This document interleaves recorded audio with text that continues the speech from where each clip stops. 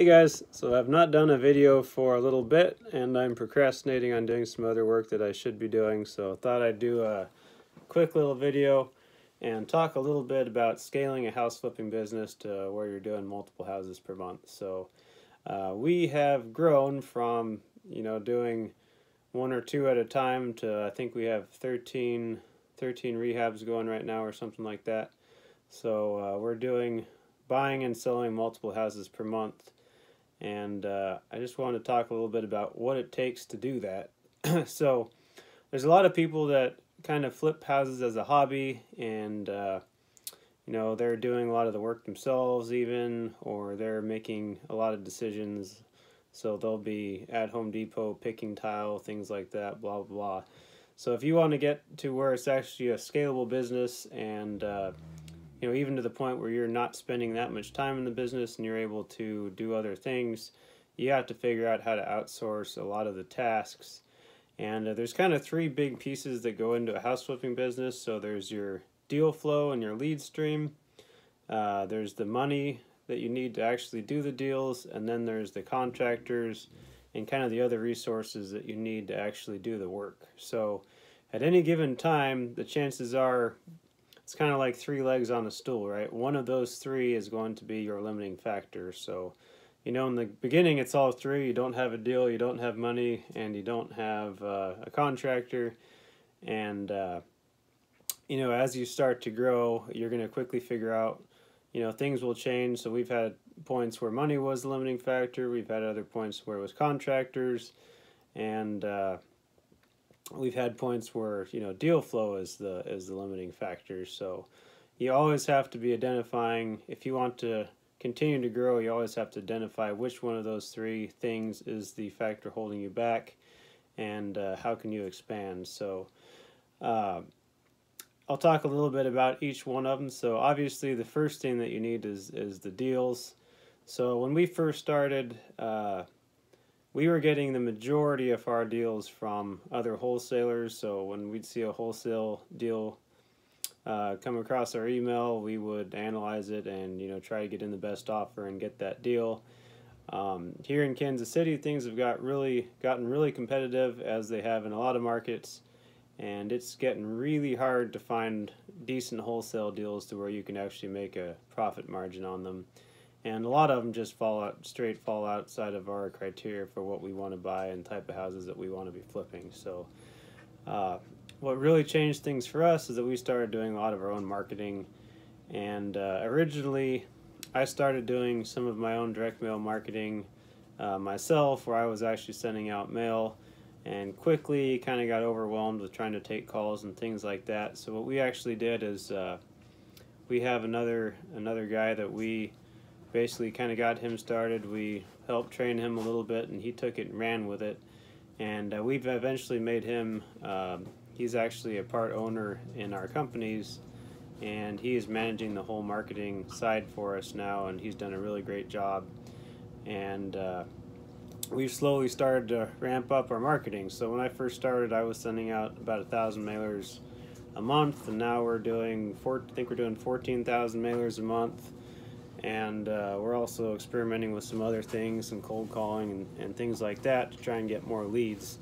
So as we continue to grow, the marketing will also continue to grow, and we'll start ramping up our marketing to make sure that the deal flow is keeping up.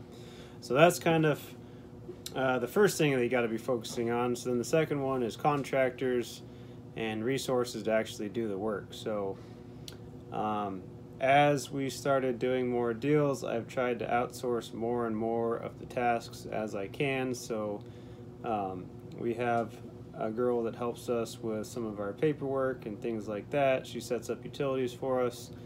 On the contractor side, we've tried to get our contractor bids to be more and more turnkey.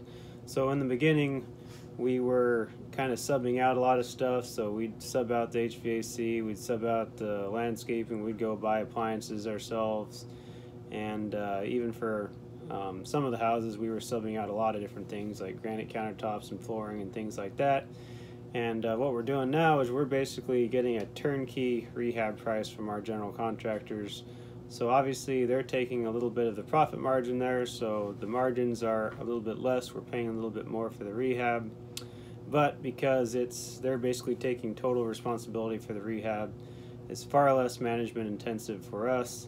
So we might be able to do, twice as many deals, 3 times as many deals, just because of the how much less management it is. So that's kind of been our approach, and we always make sure that we have at least a couple good contractors that are reliable to take on the work.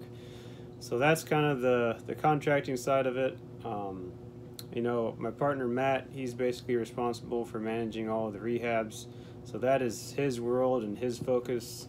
He's gotten really, really good at what he does. He manages the rehabs and does nothing else. Our other partner Trent, his world is marketing. That is all he does, is marketing. And then I'm kind of the one that's analyzing the deals and taking care of managing the rental portfolio and the money and the paperwork and all that kind of things. So the third kind of leg of the stool, I guess if you could call it, is money.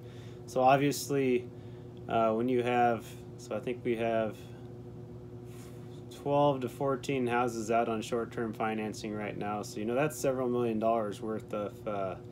worth of short-term financing that we have to be able to do the deals. So a big piece of that has been raising private money. So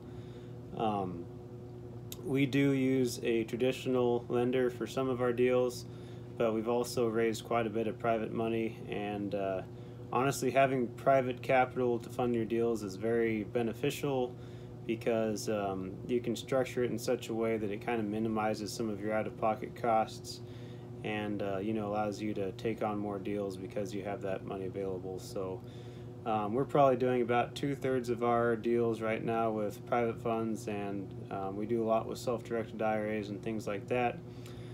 So you really have to spend some time kind of building those relationships so that you can actually fund all of your deals as well. So when you're looking at your business, you kind of always have to be looking at those 3 areas and trying to figure out how you want to get to the next level, if you want to get to the next level. So for us, we've set a pretty lofty goal of rehabbing or flipping 52 properties next year. So we're trying to do 1 per week, and honestly, we've got pretty close in the last few months to being able to do that. So we're going to try to sustain that 1 per week. 1 house sold per week for the next 12 months. That's what our goal is for 2019. And if I would have said that a couple years ago, I would have thought that's crazy. But when you build the right systems and have the right team supporting you, it's absolutely possible. There's a lot of you guys know Nathan Brooks. He does twice that many. So there's people that do it. So yeah. So basically, if you want to take flipping and actually turn it into a large scalable business, you really have to think a little bit differently and figure out how to make the most out of every hour of your time, because your time really does become the most precious resource that you have, that you can't get more of. So you got to figure out how to leverage other people to be able to make that happen. So that is my video for today. Thanks for watching.